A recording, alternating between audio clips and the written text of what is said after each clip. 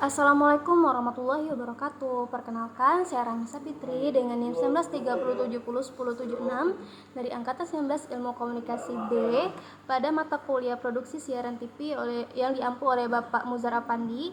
Di sini saya akan menjelaskan sedikit mengenai elemen-elemen programming. Ada 5 acuan dasar dalam produksi program acara televisi. Yang pertama, materi produksi atau audiens. Konsumen memiliki kebutuhan terhadap program yang telah disiarkan stasiun televisi.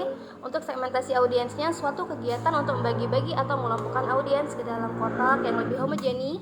Segmentasi demografis, usia, jenis kelamin, pendidikan, agama, suku, dan kebangsaan.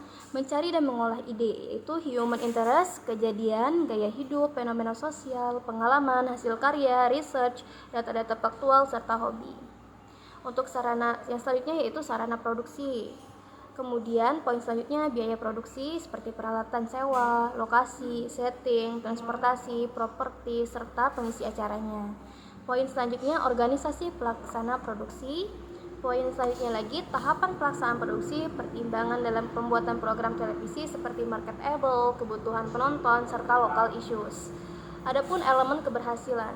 Semua program yang sukses memiliki elemen-elemen yang mencakup konflik, durasi, kesukaan, konsistensi, energi, timing, dan tren. Yang pertama, konflik, yaitu adanya benturan kepentingan atau benturan karakter di antara tokoh-tokoh yang terlibat.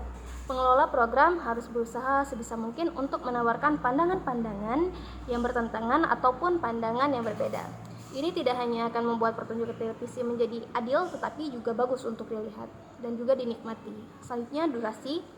Suatu program yang berhasil adalah program yang dapat bertahan selama mungkin ditinjau dari durasi atau lamanya penayangan program ini. Suatu program itu terdiri atas program yang dapat bertahan lama atau durable program dan program yang tidak dapat bertahan lama atau non-durable program. Ada contoh dari sinetron yang bertahan lama itu seperti Tukang Bubur Naik Haji. Mereka sampai beberapa ribu episode. Selanjutnya yaitu kesukaan. Ada kalanya orang menyukai suatu program bukan karena isinya, namun lebih tertarik kepada penampilan pemain atau pembawa acara dari suatu program tersebut. Selanjutnya, konsistensi. Tentunya suatu program harus konsisten terhadap tema dan karakter pemain yang dibawanya sejak awal. Para penulis cerita, sutradara, dan pemain harus bertahan pada tema atau karakternya sejak awal. Dengan demikian, tidak boleh terjadi pembelokan atau penyimpangan tema atau karakter di tengah jalan yang nantinya akan membuat audiens bingung dan pada akhirnya meninggalkan program tersebut. Selanjutnya ada energi. Setiap program harus memiliki energi yang mampu menahan audiens untuk tidak mengalihkan perhatiannya kepada hal-hal lain. Suatu program memiliki energi harus memiliki 3 hal, yaitu kecepatan cerita, excitement atau daya tarik, gambar yang kuat. Selanjutnya, timing. Programmer dalam memilih suatu program siaran harus mempertimbangkan waktu penayangannya atau timing, yaitu apakah program bersangkutan itu sudah cocok atau sudah sesuai belum dengan zamannya. Setiap program harus dapat menjaga keharmonisannya dengan waktu. Nilai-nilai atau gaya hidup yang diperlihatkan tidak boleh bertentangan dengan nilai-nilai yang masih berlaku dan dipertahankan oleh audiens. Yang selanjutnya atau yang terakhir yaitu tren. Seorang programmer dalam memilih program harus memiliki kesadaran terhadap adanya hal-hal yang tengah digandrungi di tengah masyarakat.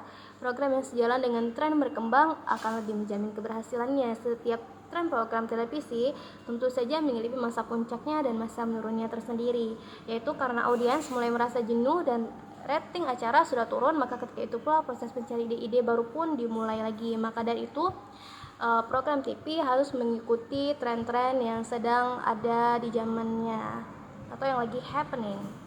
Adapun elemen programming, ada 4 elemen dari mengatur strategi penjadwalan atau pemrograman televisi. Yang pertama, programming, yaitu menganalisa angka peringkat rating penonton berdasarkan SES atau Social Economy Status, segmentasi, jam tayang, pola penonton, genre, dan juga tren.